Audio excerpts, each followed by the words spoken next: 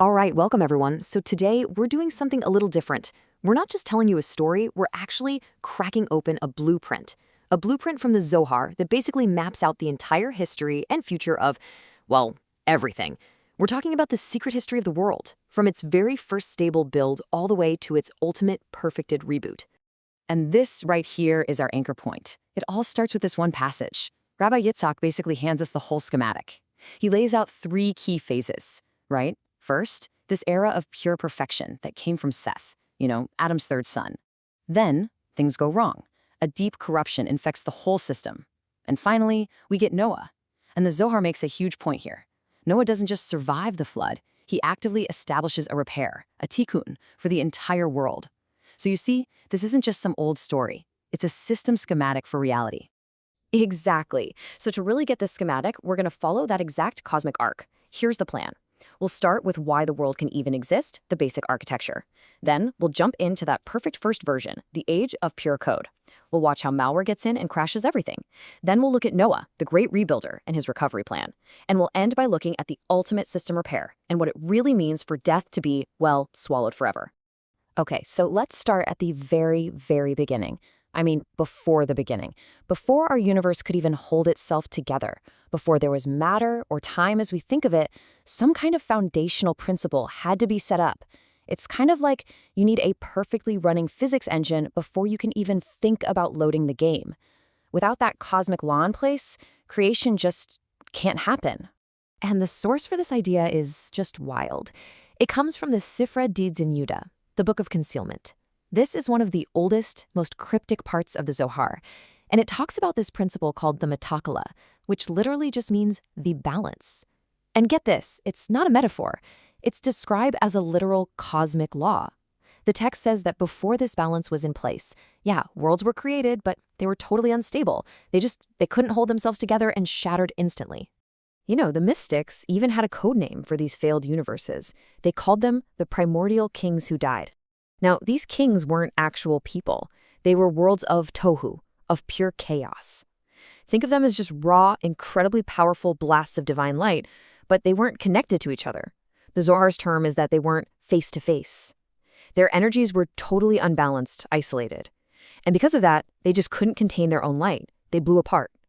And their destruction, crazy as it sounds, had to happen for our world, the world of tikkun, of repair, to be built on that fundamental principle of the metkala, of balance. Okay, so with that cosmic architecture of balance firmly in place, the stage was finally set for the first stable version of humanity. Now remember, after the chaos of Cain and Abel, Adam and Eve have a third son, Seth. And the Zohar tells us his lineage was, well, it was fundamentally different. This was humanity 1.0, a completely clean system build running on pure, uncorrupted code. And it's so important to understand this isn't just a list of names in a family tree.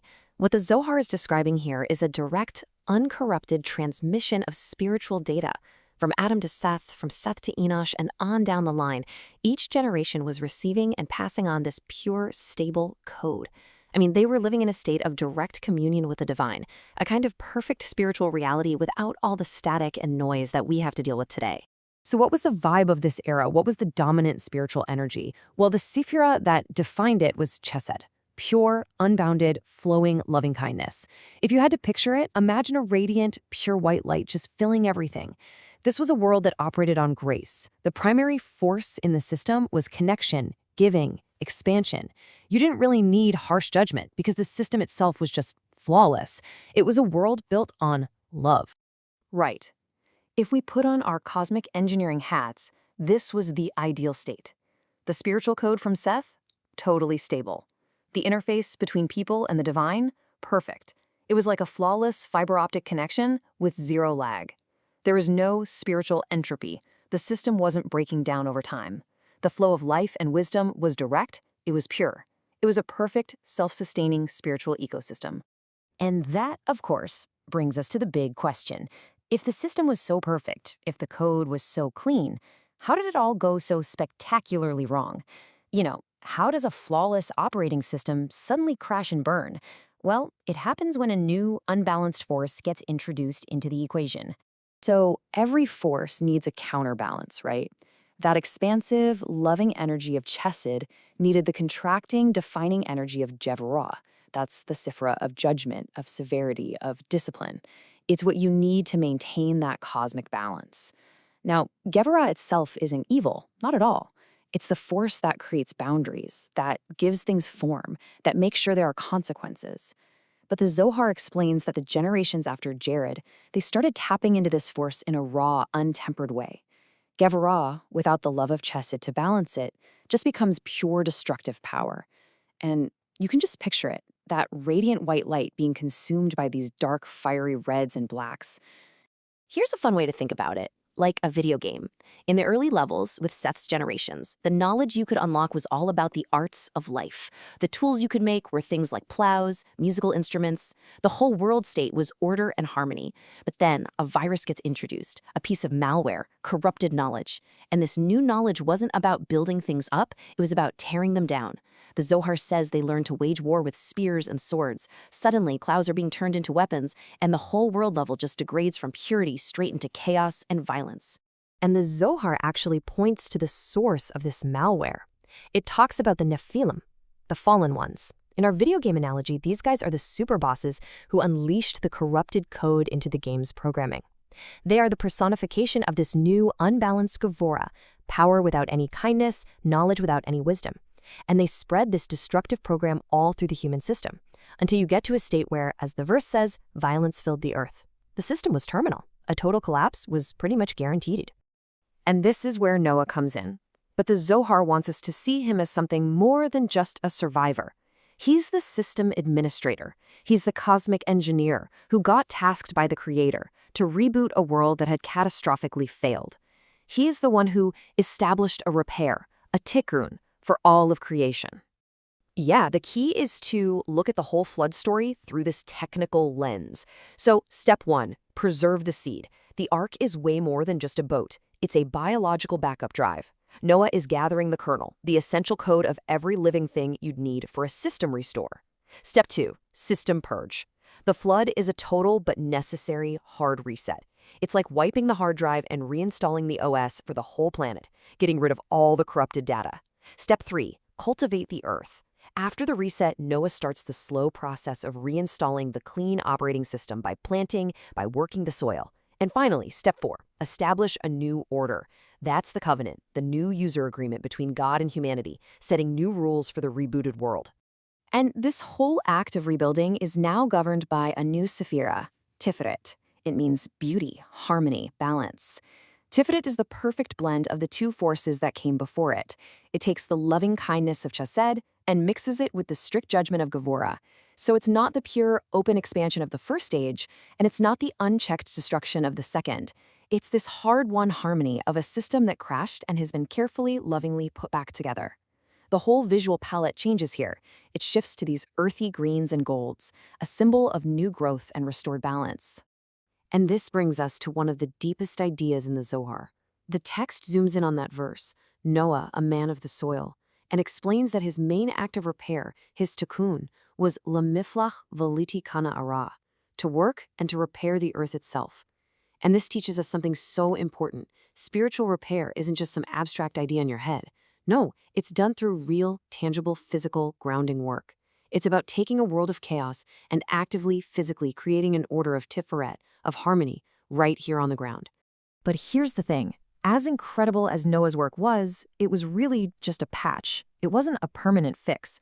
Yeah, the system was stable again, but that vulnerability, the thing that led to the crash in the first place, the potential for corruption, for entropy, for death, that was still in the code. So the Zohar explains that the mystics saw Noah's repair as the crucial groundwork for a future, final system upgrade. And this timeline really puts our entire history in perspective. You see the age of purity with Seth, then the crash during the Great Corruption, followed by the reboot with Noah. And that reboot kicked off the current age, the one we're all in right now, which the mystics see as this long, slow process of ongoing repair. We're all a part of this tikkun. But it's all moving towards one final destination, the final tikkun, a state of absolute future perfection. So what does that perfected world actually look like? Well, our current reality is connected to the sephira of Malkut, or kingdom. It's the world that manifests all the energies from above. And it works, thanks to Noah's patch, but it's defined by its limits, by struggle, by things breaking down, and fundamentally by mortality. The future world that's prophesied is a perfected Malkut. It's a reality where the fundamental bugs have been fixed, a system running in a state of perfect continuity, where the divine light isn't hidden anymore, and where the ultimate error, death, is finally written out of the code. And that, right there, is the ultimate promise. That's the final destination of this entire cosmic project. The goal isn't just to repair the world. It's to upgrade it to a state beyond anything that's ever existed, a state where the very possibility of a system crash is just eliminated from the source code of reality itself. The Zohar ends its whole teaching on this by quoting this unbelievable verse from the prophet Isaiah, Bilah hamavet lenetzach, he will swallow up death forever. I mean, this is the ultimate system restore. It's not just about making a better world. It's about debugging and deleting the fundamental limitation of our current operating system, mortality. The final tikkun is the end of death, the end of separation, the end of the entropy that defines everything we know. So in the end, the Zohar just completely reframes how we look at history. It's not some random series of events. It's a system, a divine operating system, working to debug itself to get back to its original intended perfection. And that leaves all of us with a really deep question.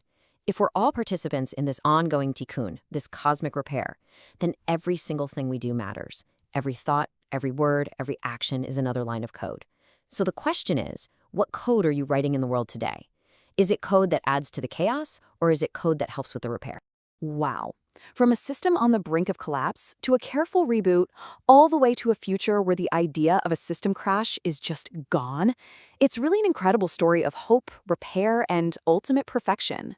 It really is a vision of a world returned to its pristine intended state where the light of creation is fully revealed and every soul is reconnected to its source.